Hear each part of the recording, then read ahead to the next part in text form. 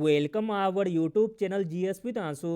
68 BPSC PT के लिए set practice कराया जा रहा है आर्यन पब्लिकेशन से, जिसमें आज हम लोग सेट नंबर 5 को लगाने वाले हैं। इसमें सारे के सारे प्रश्न बहुत ही सिलेक्टेड दिए गए हैं जो आपके एग्जाम में आने की पूरी संभावना है, इसलिए वीडियो को लास्ट तक जरूर देखें। स्टार्ट करने से पहले आप लोगों से एक ही रिक्वेस्ट है, प्लीज़ वीडियो को लाइक और किसी भी एक ग्रुप में शेयर जरूर कर दीजिएगा। चलिए शुरू करते हैं और आप लोग भी सोचिएगा अपना आंसर क्या हो सकता है। पहला प्रश्न है, यूनानी लेखकों के द्वारा किस भारतीय शासक को अग्रमिज या जैंडमिज के रूप में संबोधित किया गया है? तो दोस्तों वह भारतीय शासक हैं Ghananand, option number A. Greek या यूनानी लेखकों के द्वारा नंद वंश के शासक घनानंद को अग्रमिज या जैंडमिज कहा गया है। अगला प्रश्न देखते हैं, निम्नलिखित में से किसकी शासन व्यवस्था गणतंत्रात्मक नहीं थी? किसकी शासन व्यवस्था गणतंत्रात्मक नहीं थी? तो मगध की, ऑप्शन नंबर सी। अगला प्रश्न है, इंपॉर्टेंट प्रश्न है, गुप्त युग में भूमि राजस्व की दर क्या थी? गुप्त युग में भूमि राजस्व की दर थी उपज का 6वां भाग। अगला प्रश्न है, ऋग्वेद के किस मंडल में सोम की चर्चा है? ऋग्वेद के जिस मंडल में सोम की चर्चा की गई है वह मंडल है 9वां मंडल। अगला प्रश्न देखते हैं, पाली भाषा का ग्रंथ मिलिंद पन्नो राजा मिनांडर के किस बौद्ध भिक्षु से संवाद के रूप में है? तो दोस्तों वह बौद्ध भिक्षु का नाम है नागसेन। अगला देखते हैं, हर्यक वंश के किस शासक को कुनी कहा जाता है? कुनी कहा जाता था अजातशत्रु को, ऑप्शन नंबर बी। अगला प्रश्न है, किस शासक को दिल्ली से आगरा राजधानी स्थानांतरित करने का श्रेय है? दिल्ली से आगरा राजधानी स्थानांतरित करने का श्रेय है सिकंदर लोदी को, ऑप्शन नंबर ए। अगला प्रश्न देखते हैं, मसनबी जो बाबर द्वारा मुस्लिम कानून के नियमों का संग्रह है उसका नाम है? मसनबी जो बाबर द्वारा मुस्लिम कानून के नियमों का संग्रह है उसका नाम है मुबायिन, ऑप्शन नंबर ए। अगला प्रश्न देखते हैं, सल्तनतकालीन शब्द बिस्वा का क्या अर्थ है? सल्तनतकालीन शब्द बिस्वा का अर्थ है भूमि नापने की इकाई। अगला प्रश्न देखते हैं, सर टॉमस रो तथा हॉकिंस किसके शासनकाल में भारत आए थे? सर टॉमस रो तथा हॉकिंस भारत आए थे जहांगीर के शासनकाल में। अगला प्रश्न देखते हैं, औरंगजेब द्वारा चलाए गए जिहाद का अर्थ है? औरंगजेब द्वारा चलाए गए जिहाद का अर्थ है दारुल इस्लाम। अगला प्रश्न देखते हैं, अपनी शक्ति को समेकित करने के बाद बलबन ने कौन सी उपाधि धारण की थी? तो दोस्तों वह उपाधि का नाम है जिले ए इलाही, ऑप्शन नंबर बी। अगला प्रश्न है, निम्नलिखित यूरोपीय यात्रियों में कौन बिहार नहीं आया था? तो दोस्तों बिहार नहीं आया था फ्रैंकवाइस बर्नियर, ऑप्शन नंबर सी।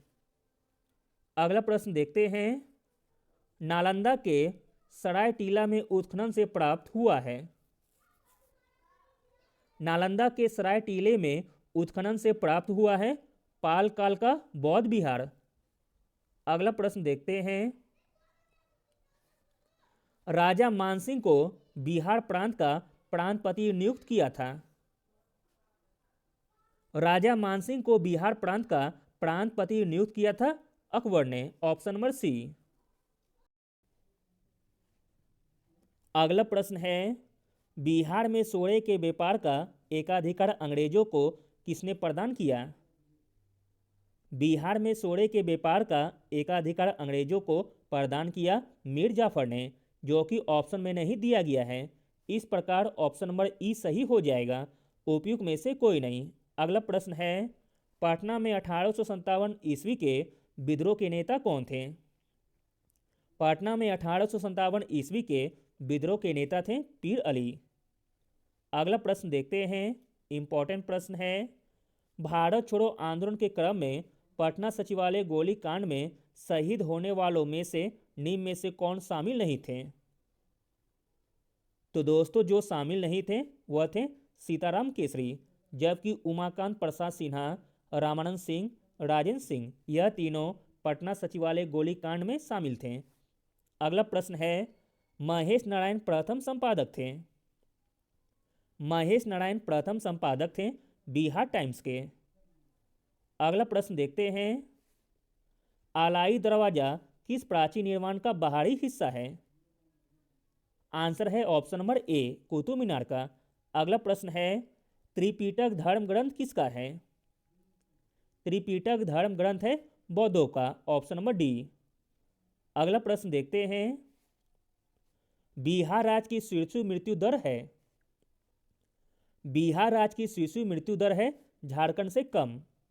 अगला प्रश्न है, जवाहरलाल नेहरू के नेतृत्व में गठित स्वतंत्र भारत की प्रथम मंत्रिपरिषद में बिहार के नेता कौन थे?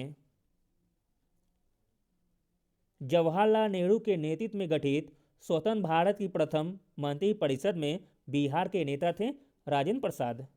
अगला प्रश्न देखते हैं, भारतीय संविधान ने केंद्रीय सरकार की अधिशासी शक्तियों को किसमें निहित किया है?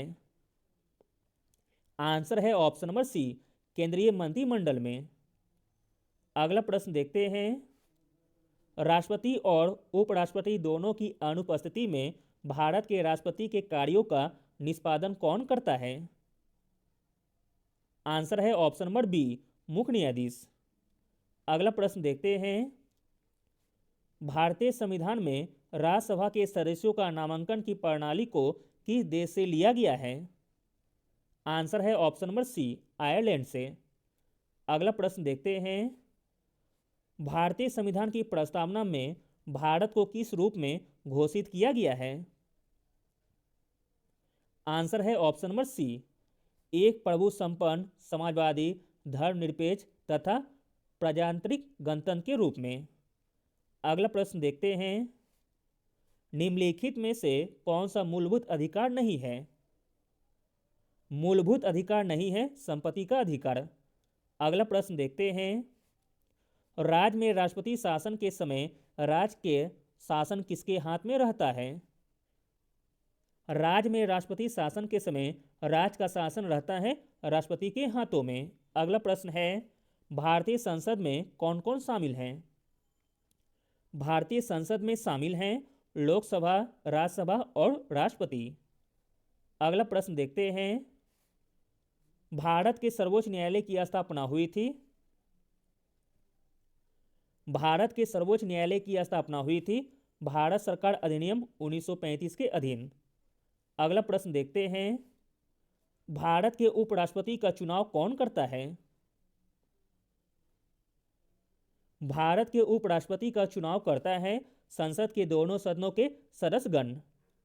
अगला प्रश्न देखते हैं, अगला प्रश्न है, बिहार के प्रथम मुस्लिम राज्यपाल कौन थे?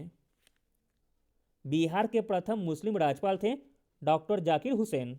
अगला प्रश्न है, बिहार की वह भाषा जो संविधान की 8वीं अनुसूची में शामिल है?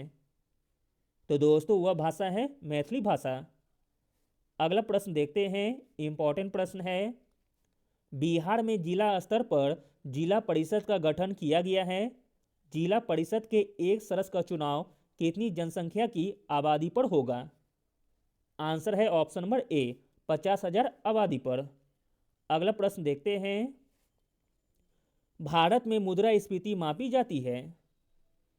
भारत में मुद्रास्फीति मापी जाती है थोक मूल्य सूचकांक के द्वारा। अगला प्रश्न देखते हैं, भारत में राष्ट्रीय आय समंकलों का आकलन किसके द्वारा किया जाता है? भारत में राष्ट्रीय आय का आकलन किया जाता है केंद्रीय सांख्यिकी कार्यालय के द्वारा। अगला प्रश्न है, भारत में निर्धनता के स्तर का आकलन किया जाता है? भारत में निर्धनता के स्तर का आकलन किया जाता है परिवार के उपभोग व्यय के आधार पर। अगला प्रश्न देखते हैं, वैश्वीकरण का अर्थ है? वैश्वीकरण का अर्थ है घरेलू अर्थव्यवस्था का वैश्विक अर्थव्यवस्था के साथ एकीकरण। अगला प्रश्न देखते हैं। अगला प्रश्न है आर्थिक कल्याण की सर्वप्रथम माप कौन सी है? आर्थिक कल्याण की सर्वप्रथम माप है प्रति व्यक्ति वास्तविक निव्वल राष्ट्रीय उत्पाद। अगला प्रश्न देखते हैं लघु और कुटीर उद्योग किसके लिए महत्वपूर्ण है? लघु और कुटीर उद्योग महत्वपूर्ण है, यह अनेक लोगों को रोजगार प्रदान करते हैं। अगला प्रश्न है आर.एन. मल्होत्रा कमेटी संबंधित है? आर.एन. मल्होत्रा कमेटी संबंधित है बीमा क्षेत्र से। अगला प्रश्न देखते हैं निम्नलिखित में से कौन सा प्रत्यक्ष कर नहीं है? प्रत्यक्ष कर नहीं है आयकर। अगला प्रश्न है केंद्रीय नियोजित अर्थव्यवस्था में साधनों का विनिर्धारण निम्नलिखित में से किसके द्वारा किया जाता है? आंसर है ऑप्शन नंबर डी, सरकार एवं कीमत तंत्र के दोनों के द्वारा। अगला प्रश्न देखते हैं मोस्ट इंपॉर्टेंट प्रश्न है बिहार में किस स्थान पर बापू टावर का निर्माण किया गया है? बापू टावर का निर्माण किया गया है बिहार के पटना जिले में। अगला प्रश्न है वर्ष में बिहार की आय का प्रमुख स्रोत है? वर्ष में बिहार की आय का प्रमुख स्रोत है बिक्री कर। अगला प्रश्न देखते हैं राष्ट्रीय पर्यावरण शोध संस्थान स्थित है? राष्ट्रीय पर्यावरण शोध संस्थान स्थित है नागपुर में। अगला प्रश्न देखते हैं भारत में पहली बार रेलवे परिचालन आरंभ हुआ? भारत में पहली बार रेलवे परिचालन आरंभ हुआ 16 अप्रैल 1853 को। अगला प्रश्न है नई मुद्रा यूरो किस वर्ष में प्रारंभ की गई? नई मुद्रा यूरो प्रारंभ की गई थी वर्ष 1999 में। अगला प्रश्न देखते हैं नीति आयोग की स्थापना कब की गई थी? नीति आयोग की स्थापना की गई थी 1 जनवरी 2015 को। आगे 10 प्रश्न मैथ और रीडिंग के दिए गए हैं, जिन्हें भी बनाना हो तो वह वीडियो पॉज करके बना सकते हैं। मैं सभी का आंसर बता देता हूँ। मैथ और रीडिंग का सॉल्यूशन टेलीग्राम पर डाल दिया जाएगा। 51 का आंसर हो जाएगा ऑप्शन नंबर बी। 52 का आंसर होगा ऑप्शन नंबर ए। 53 का आंसर होगा ऑप्शन नंबर ए। 54 का आंसर होगा ऑप्शन नंबर ए। 55 का आंसर होगा ऑप्शन नंबर सी। 56 का आंसर हो जाएगा ऑप्शन नंबर सी। 57 का आंसर होगा ऑप्शन नंबर सी। 58 का आंसर होगा ऑप्शन नंबर सी। 59 का आंसर हो जाएगा ऑप्शन नंबर डी। 60 का आंसर होगा ऑप्शन नंबर ए। अगला प्रश्न है निम्न में से वेदन क्षमता का सही क्रम है? वेदन क्षमता का सही क्रम हो जाएगा ऑप्शन नंबर ए, अल्फा फिर बीटा फिर गामा। अगला प्रश्न है अणुओं की गतिज ऊर्जा का बढ़ता हुआ क्रम है? अणुओं की गतिज ऊर्जा का बढ़ता हुआ क्रम हो जाएगा ऑप्शन नंबर ए, ठोस उसके बाद द्रव में और इसके बाद गैस में। अगला प्रश्न देखते हैं, इंपॉर्टेंट प्रश्न है फोटोग्राफी की फिल्म बनाने के लिए सिल्वर के कौन से लवण का प्रयोग किया जाता है? आंसर है ऑप्शन नंबर ए, सिल्वर ब्रोमाइड का। अगला प्रश्न देखते हैं टेट्रा एथिल लेड निम्नलिखित में से क्या है? टेट्रा एथिल लेड है अपस्फोटरोधी यौगिक यानी कि एंटी नॉक। अगला प्रश्न है धातुओं के ऑक्साइड सामान्यतः होते हैं? धातुओं के ऑक्साइड सामान्यतः होते हैं क्षारीय। अगला प्रश्न देखते हैं, इंपॉर्टेंट प्रश्न है इनमें से कौन से बहुलक का उपयोग कंघियों के निर्माण में विद्युत स्विचों, बर्तनों के हत्थे व कंप्यूटर युक्तियां बनाने में किया जाता है? तो दोस्तों वह बहुलक है बेकेलाइट, ऑप्शन नंबर ए। अगला प्रश्न है सर्वाधिक पुराना संश्लेषित बहुलक है?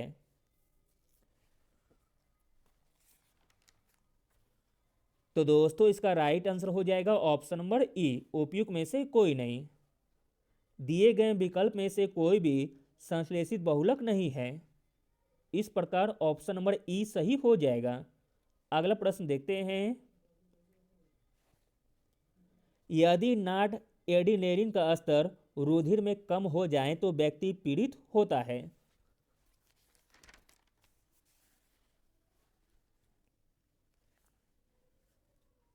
यदि नाड एडिनेलिन का स्तर रुधिर में कम हो जाए तो व्यक्ति पीड़ित होता है मानसिक विकृति से, ऑप्शन नंबर सी। अगला प्रश्न देखते हैं। विद्युत आवेश की एसआई इकाई है, विद्युत आवेश की एसआई इकाई है कूलाम। अगला प्रश्न देखते हैं। न्यूटन का पहला गति विषयक नियम संकल्पना देता है। आंसर है ऑप्शन नंबर डी, जरत की। अगला प्रश्न है। निम्न में से कौन से जगत की पूर्व निर्धारित सीमाएं नहीं हैं। जगत की पूर्व निर्धारित सीमाएं नहीं है प्रोस्टिस्टा की, ऑप्शन नंबर बी। अगला प्रश्न देखते हैं। अंतर्जालीय संयोजक ऊतक में पाया जाने वाली कोशिकाएं हैं। अंतराली संयोजक ऊतक में पाई जाने वाली कोशिकाएं हैं फाइब्रोब्लास्ट, ऑप्शन नंबर सी। अगला प्रश्न देखते हैं। निम्न में से कौन सी विधि सही प्रकार से स्वपोषण की विधि है। सही प्रकार से स्वपोषण की विधि है ऑप्शन नंबर बी, हरे पौधों में प्रकाश संश्लेषण। अगला प्रश्न देखते हैं। वह अवस्था जिसमें नर व मादा भाग अलग अलग पादपों पर उपस्थित होते हैं कहलाते हैं।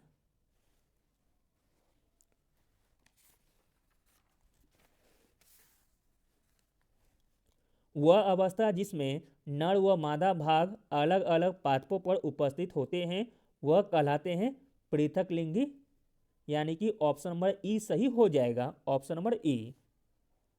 अगला प्रश्न देखते हैं। यकृत सबसे बड़ी ग्रंथि है और विभिन्न कार्यों में उसका योगदान होता है। निम्न में से एक गलत विकल्प है, उसका चयन कीजिए। तो दोस्तों इसका राइट आंसर हो जाएगा ऑप्शन नंबर ए, कार्बोहाइड्रेट उपापचय, जो कि यकृत का कार्य नहीं है। अगला प्रश्न देखते हैं। हृदय चक्र एक चक्रीय प्रक्रम है जो पाया जाता है। हृदय चक्र एक चक्रीय प्रक्रम है जो पाया जाता है एक धड़कन में। अगला प्रश्न है। मेडुला में उपस्थित केंद्रों से नियंत्रित होता है। मेडुला में उपस्थित केंद्रों से नियंत्रित होता है श्वसन तथा कार्डियोवैस्कुलर प्रतिवर्ती क्रियाएं। अगला प्रश्न देखते हैं। नर में शुक्राणु जनन का नियमन किसके द्वारा किया जाता है। आंसर है ऑप्शन नंबर बी, एंड्रोजन के द्वारा। नर में शुक्राणु जनन का नियमन होता है एंड्रोजन के द्वारा। अगला प्रश्न है। इन्फ्लुएंजा का विषाणु है। इन्फ्लुएंजा का विषाणु है ऑर्थोमिक्सो विषाणु। अगला प्रश्न देखते हैं। संपीड़ित प्राकृतिक गैस यानी कि सीएनजी है। तो दोस्तों सीएनजी है मीथेन गैस। अगला प्रश्न है। विश्व का सबसे लंबा रेलवे प्लेटफॉर्म कौन सा है। आंसर है ऑप्शन नंबर सी, गोरखपुर का प्लेटफॉर्म। अगला प्रश्न देखते हैं। कंचनजंगा राष्ट्रीय पार्क जो कि सिक्किम में स्थित है किस वर्ष विश्व विरासत सूची में शामिल किया गया था। आंसर है ऑप्शन नंबर बी, 2016 में। अगला प्रश्न देखते हैं। पनामा नहर जोड़ती है। पनामा नहर जोड़ती है प्रशांत महासागर एवं अटलांटिक महासागर को। अगला प्रश्न है। किसी स्थान का मानक समय निर्धारित करने का आधार होता है। किसी स्थान का मानक समय निर्धारित करने का आधार होता है देशांतर रेखा। अगला प्रश्न देखते हैं। बोडो निवासी है। तो दोस्तों बोडो निवासी है पूर्वोत्तर भारत के असम राज्य के मूल निवासी है, जो कि ऑप्शन में नहीं दिया गया है। इस प्रकार ऑप्शन नंबर ई सही हो जाएगा, उपयुक्त में से कोई नहीं। अगला प्रश्न है। ग्रैंड कैनियन है। तो दोस्तों ग्रैंड कैनियन है एक खड्ड। अगला प्रश्न देखते हैं, भारत में हीरे की खानें किस राज्य में स्थित है? भारत में हीरे की खानें स्थित है मध्य प्रदेश राज्य में।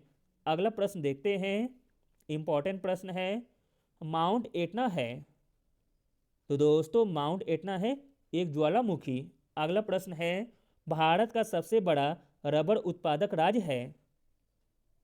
भारत का सबसे बड़ा रबड़ उत्पादक राज्य है केरल। अगला प्रश्न देखते हैं, काराकोरम राजमार्ग किन दो देशों को जोड़ता है? इंपॉर्टेंट प्रश्न है। काराकोरम राजमार्ग जोड़ता है पाकिस्तान और चीन को। अगला प्रश्न है, काली मिट्टी का सबसे अधिक क्षेत्र किस राज्य में है? किस राज्य में है? तो महाराष्ट्र में। अगला प्रश्न है, जाड़वा जनजाति का निवास स्थल कहाँ है? जाड़वा जनजाति का निवास स्थल है अंडमान निकोबार में। अगला प्रश्न है, हिमालय का पर्वत पदीय प्रदेश है? हिमालय का पर्वत पदीय प्रदेश है शिवालिक में। अगला प्रश्न है, निम्नलिखित में से कौन सा एक तारा पृथ्वी के सर्वाधिक नजदीक है? तो दोस्तों वह तारा है सूर्य। अगला है, अलमाटी बांध किस नदी पर बना है? अलमाटी बांध बना है कृष्णा नदी पर। अगला प्रश्न देखते हैं, मरुस्थल में उगने वाले पौधे क्या कहलाते हैं? मरुस्थल में उगने वाले पौधे कहलाते हैं जीरोफाइट। अगला प्रश्न है, लानोज एम कंपोज घास किस बायोम के अंतर्गत आते हैं? आंसर है ऑप्शन नंबर डी, उष्णकटिबंधीय बायोम के अंतर्गत। अगला प्रश्न देखते हैं, इंपॉर्टेंट प्रश्न है, बिहार में कृषि को बढ़ावा देने के लिए किन किन स्थानों पर कृषि विश्वविद्यालय स्थापित है? तो दोस्तों वह स्थान है पूसा और सबौर में। सबौर जो कि भागलपुर में है और पूसा समस्तीपुर में। अगला प्रश्न देखते हैं, बिहार में नलकूपों द्वारा सर्वाधिक सिंचाई निम्नलिखित में से किस भाग में होती है? तो दोस्तों वह भाग है उत्तर पश्चिमी भाग, ऑप्शन नंबर ए। अगला प्रश्न है, सोन नदी बिहार में किस स्थान पर गंगा से मिलती है? सोन नदी बिहार में गंगा से मिलती है पटना से पश्चिम में, ऑप्शन नंबर सी। अगला प्रश्न देखते हैं, इंपॉर्टेंट प्रश्न है, भीम बांध अभयारण्य जो कि मुंगेर में स्थित है किस तरह का वन प्रदेश है? आंसर है ऑप्शन नंबर बी, शुष्क पतझड़ वन। अगला प्रश्न है, बिहार की जलवायु में कितने मौसम प्रचलित हैं? बिहार की जलवायु में मौसम प्रचलित हैं शीत, ग्रीष्म एवं वर्षा।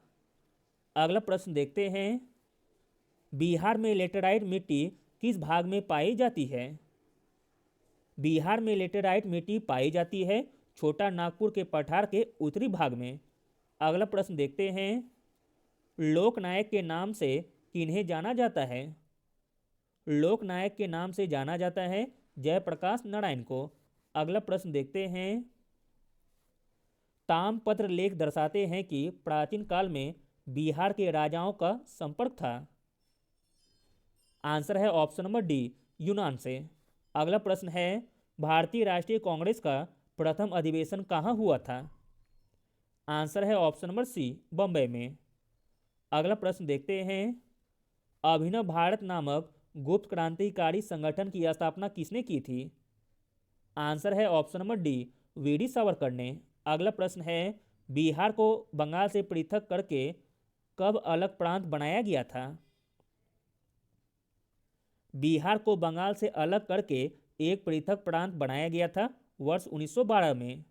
अगला प्रश्न देखते हैं, अगस्त 1932 में रैमजे मैकडोनाल्ड के सांप्रदायिक पंचायत के द्वारा पहली बार एक पृथक निर्वाचक समूह बनाया गया। आंसर है ऑप्शन नंबर डी, अछूतों के लिए। अगला प्रश्न देखते हैं, इंपॉर्टेंट प्रश्न है, निम्नलिखित में से कौन सा विद्रोह सिद्धू और कान्हू से संबंध है? तो दोस्तों वह विद्रोह का नाम है संथाल विद्रोह। अगला प्रश्न देखते हैं, सुभाष चंद्र बोस के द्वारा सिंगापुर में स्वतंत्र भारत की अस्थायी सरकार का गठन कब किया गया? आंसर है ऑप्शन नंबर सी, 21 अक्टूबर 1943 को। अगला प्रश्न देखते हैं, अंग्रेजों ने श्रीरंगपट्टनम की संधि किसके साथ की थी? आंसर है ऑप्शन नंबर सी, टीपू सुल्तान के साथ। अगला प्रश्न है, ब्रिटिश भारतीय राज क्षेत्र का अंतिम प्रमुख विस्तार किसके समय हुआ था? किसके समय हुआ था? तो लॉर्ड डलहौजी के समय में। अगला प्रश्न देखते हैं, इंपॉर्टेंट प्रश्न है, अकालों को रोकने तथा अकाल पीड़ितों की सहायता हेतु भारत सरकार ने अकाल संहिता कब प्रसारित की? आंसर है ऑप्शन नंबर सी, 1883 ईस्वी में। अगला प्रश्न देखते हैं, इंपॉर्टेंट प्रश्न है, मुस्लिम लीग के द्वारा किस वर्ष पाकिस्तान की स्थापना की मांग करने वाला प्रस्ताव पारित किया? आंसर है ऑप्शन नंबर सी, वर्ष 1940 में। अगला प्रश्न देखते हैं, निम्नलिखित में से किस गवर्नर जनरल को समाचार पत्र का मुक्तिदाता कहा जाता है?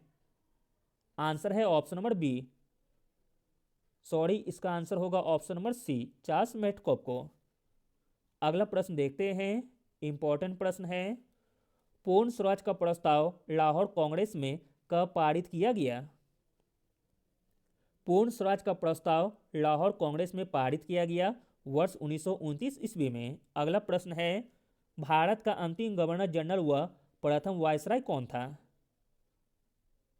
भारत का अंतिम गवर्नर जनरल व प्रथम वायसराय था लॉर्ड कैनिंग।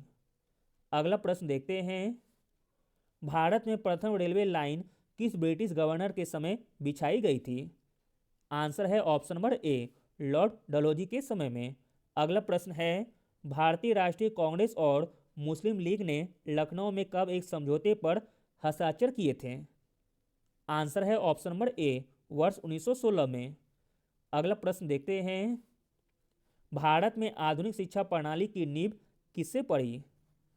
आंसर है ऑप्शन नंबर सी, 1835 ईस्वी के मैकाले के मिनट से।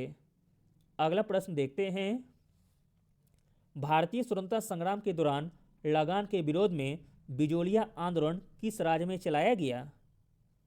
तो दोस्तों, बिजोलिया आंदोलन चलाया गया था राजस्थान राज्य में। अगला प्रश्न है, सती प्रथा का अंत करने तथा ठगी को समाप्त करने का श्रेय किसको जाता है? आंसर है option number D, lord William Bentinck को। अगला प्रश्न है, वर्ष 2019 में भारतीय रिजर्व बैंक ने किसकी अध्यक्षता में डिजिटल भुगतान प्रणाली की मजबूती हेतु उच्च स्तरीय कमेटी का गठन किया है? आंसर है ऑप्शन नंबर डी, नंदन नीलकेनी की अध्यक्षता में। अगला प्रश्न देखते हैं, नीचे दिए गए विकल्पों में से गढ़वाल वंश, राष्ट्रकूट वंश, सातवाहन वंश, सैयद वंश के संस्थापकों के नामों का सही संयोजन ज्ञात कीजिए।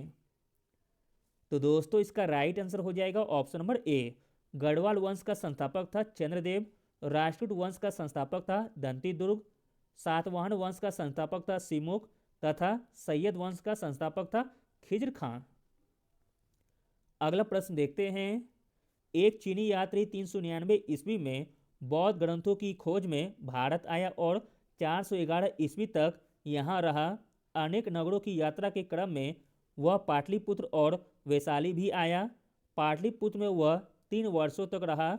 उसके अनुसार इस नगर में महायान और हीनयान संप्रदाय के 2 भव्य बौद्ध विहार थे।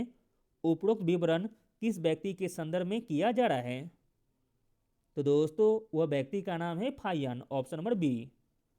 अगला प्रश्न देखते हैं, इंपॉर्टेंट प्रश्न है, केंद्र सरकार ने किस राज्य में अगस्त मलाई क्षेत्र को राज्य के 5वें हाथी रिजर्व के रूप में नामित किया है? तो दोस्तों, वह राज्य है तमिलनाडु। अगला प्रश्न है, विश्व आर्थिक फोरम ने हाल ही में अपनी जेंडर गैप रिपोर्ट 2022 जारी की। इस रिपोर्ट में भारत कौन से स्थान पर है? तो दोस्तों, भारत का स्थान है 135वां स्थान जेंडर गैप रिपोर्ट 2022 में। अगला प्रश्न देखते हैं, बिहार में शहरीकरण के संदर्भ में सही कथन का चयन कीजिए। तो दोस्तों, इसका राइट आंसर हो जाएगा ऑप्शन नंबर ए, बी तथा सी। पटना में सबसे अधिक शहरी जनसंख्या है। बिहार के 26 शहरों की जनसंख्या 1 लाख या उससे अधिक है। राज्य के कुल शहरी जनसंख्या देश के कुल शहरी जनसंख्या का 3.1% है। अगला प्रश्न देखते हैं, हाल ही में केंद्र शासित प्रदेश लद्दाख के सर्वोच्च नागरिक सम्मान से किसे सम्मानित किया गया है? राइट आंसर है option number C, Dalai Lama को। अगला प्रश्न है, नई दिल्ली अंतर्राष्ट्रीय मध्यस्थता केंद्र का नाम बदल कर क्या कर दिया गया है? आंसर है option number C, India international arbitration centre. अगला प्रश्न है, बंगाल गजट, बॉम्बे हेराल्ड, समाचार दर्पण, मिरातुल अखबार की स्थापना के संबंध में सही संयोजन पहचानिए। तो दोस्तों इसका सही संयोजन हो जाएगा option number A. Bengal gazette की शुरुआत 1780 ईस्वी में हुई थी। बॉम्बे हेराल्ड की स्थापना 1789 ईस्वी में हुई थी। समाचार दर्पण की शुरुआत 1818 ईस्वी में हुई थी। मिरातुल अखबार की स्थापना 1822 ईस्वी में हुई थी। अगला प्रश्न देखते हैं, किस भारतीय महिला मुक्केबाज ने राष्ट्रमंडल खेल 2022 में महिलाओं की 50 किलोग्राम मुक्केबाजी वर्ग में स्वर्ण पदक जीता है? तो दोस्तों इसका राइट आंसर है ऑप्शन नंबर ए, निखत जरीन ने। अगला प्रश्न देखते हैं, सैन्य अभ्यास युद्ध अभ्यास भारत और किस देश के मध्य आयोजित किया गया है? राइट आंसर है ऑप्शन नंबर सी, यूएसए के साथ। अगला प्रश्न है, भारत के किस राज्य में गांव को बागवानी गांव के रूप में विकसित करने की योजना आरंभ की गई है? तो दोस्तों वह राज्य है हरियाणा राज्य। अगला प्रश्न देखते हैं, वैश्विक संगठन जिसने रोहिंग्या समुदाय के लोगों को सुरक्षित वापसी के लिए बांग्लादेश के साथ समझौते पर हस्ताक्षर किए हैं? तो दोस्तों वह संगठन है UNHCR। अगला प्रश्न देखते हैं, बिहार के कितने गांवों के सर्वे के बाद फ्लोराइड ग्रस्त पेयजल सेवन की समस्या सामने आई है? आंसर है ऑप्शन नंबर ए, 3200। अगला प्रश्न देखते हैं, माई लाइफ माई मिशन नामक पुस्तक के लेखक कौन हैं? आंसर है ऑप्शन नंबर सी, बाबा रामदेव। अगला प्रश्न है, प्रधानमंत्री नरेंद्र मोदी ने किस राज्य में 2G इथेनॉल प्लांट राष्ट्र को समर्पित किया है? आंसर है ऑप्शन नंबर डी, हरियाणा।